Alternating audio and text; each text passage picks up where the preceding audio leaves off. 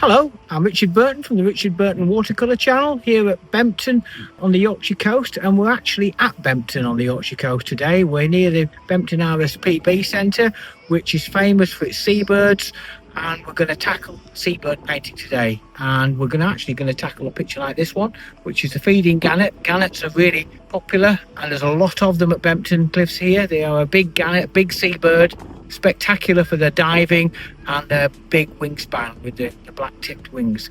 Quite a spectacle. So we're going to paint this today, and the weather's perfect, and we're going to do a little bit of it outside, and we're going to also be in the studio. With the weather being perfect, you've got wonderful seas, all that turquoise and lovely look to the colour, a backdrop for this seabird painting.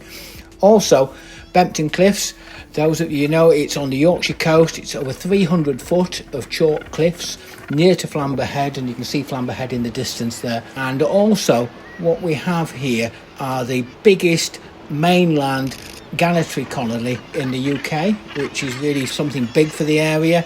I mean, there's thousands of seabirds, and today you can see them riding on the wind. They are very elegant in their flying, and literally there's an updraft coming up the cliffs, and you can see them floating and just elegantly flying on the updraft of the wind. So they are very elegant birds, and we'll look forward to catching them in watercolour.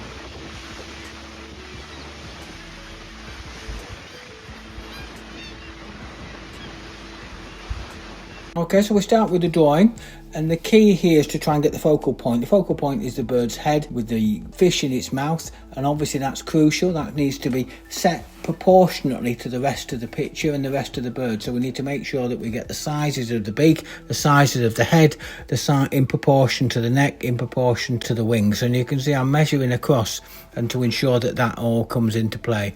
And also I'm going to give an indication of the sea and the waves, just to get a feel for the movement of the water. So after the sketch, the next thing to do is to protect some of the white. Now we have to clear some of the highlights, particularly in the water where there's water droplets, where there's splashes in the water, mainly because I want to put some big washes, darker washes on. So I'm going to use this marker masking fluid pen, which is kindly given to us by one of our subscribers as a suggestion to try, and it's a masking mark, and I'm trying it for the first time, and it seems to be working really well. I'm using it carefully, and you can get control with this, and you can just apply it where you want it in a much more controlled way than probably actually using it with a brush. So yeah, I'm really quite pleased with this. So next we're going to mix some ultramarine blue and Prussian blue with a little bit of alizarin crimson, and just vary it. We're going to bring some strong variegated wash, starting in the background in the top paper. That's really the sea, the darker sea, and then as I bring that down, particularly around the beak, I'm going to transition that to a cobalt blue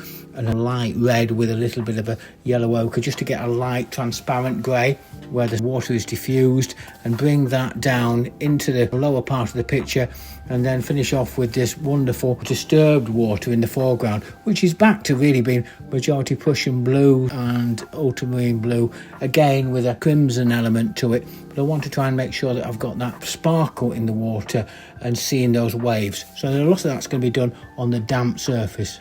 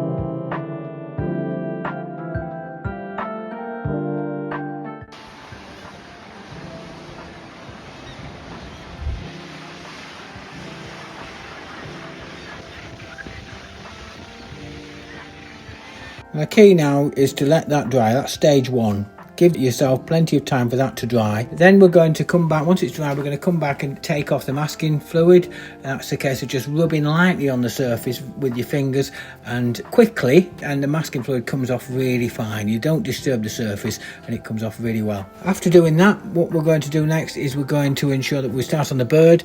We're going to get the head and then work our way into the body. So we're going to start with the head, which is cappy in orange, cappy in yellow with a little bit of yellow ochre. I'm going to get that colour for the head, which has got that distinctive yellow sort of orange colour for the head. Bring that down and then transition that into a grey, which is going to be ultramarine blue, cobalt blue, a little bit of crimson in there, and bring that down and cover the body, bringing that colour change into the body, and also ensure that I get some nice blue cooler colours on the wings, and that's going to be mostly cobalt blue as well, to try and capture those with a little bit of ultramarine blue and get that feeling of light greys and also the distinct cool elements into the bird.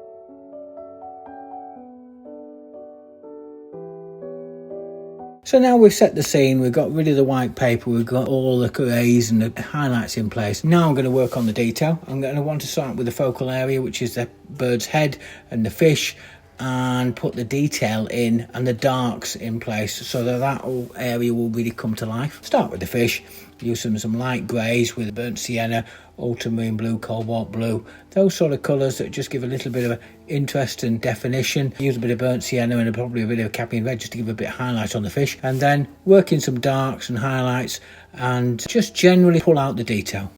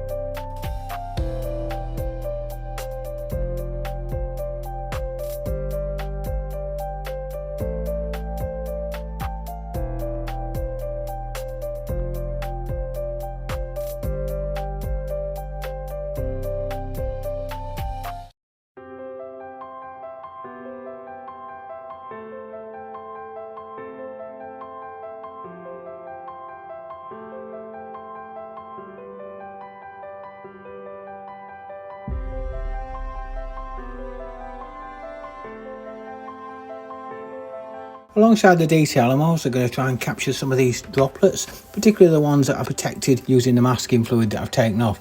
And they're going to be just essentially, to capture a good droplet is to drop some clear water onto the space that are protected and then let it soak in and then drop in some grey, just gently into those greys, and you can ensure that you get a little bit of grey at one side and softness, and just let it diffuse around. As it dries, that will create a lovely feeling of a droplet.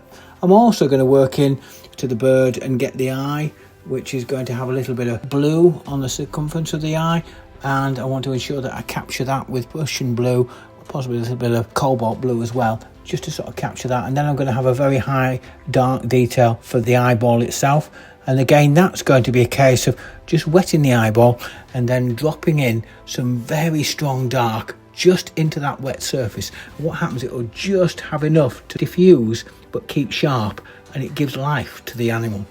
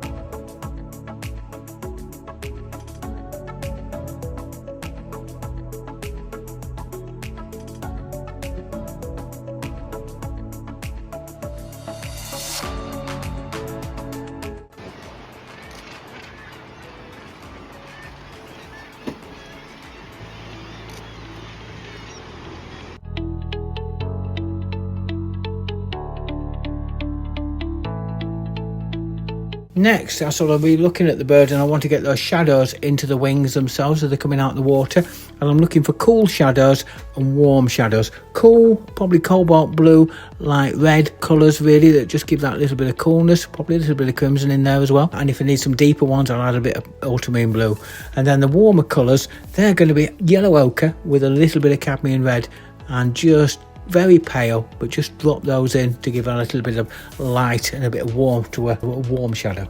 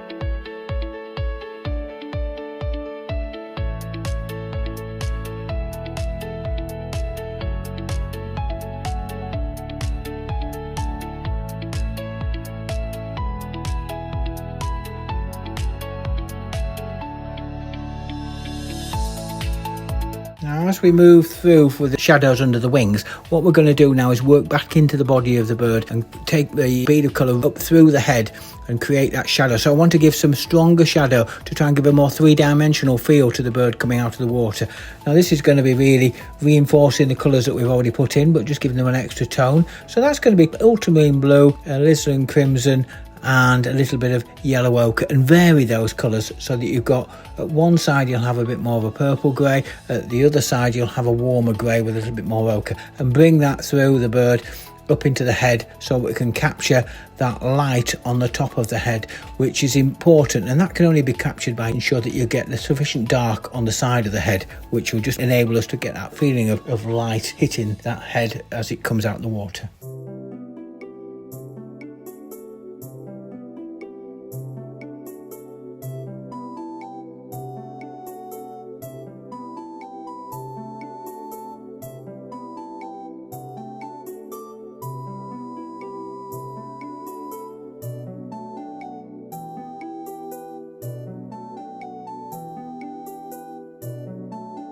And the final touch really comes down to just adding a little bit of gouache, a white gouache, onto the bird, just to capture a little bit more highlight on the wings, a little bit more disturbed highlight on the water, and just delicately dance the brush around those areas to capture that feeling of extra little bit of movement. And that should hopefully complete the picture.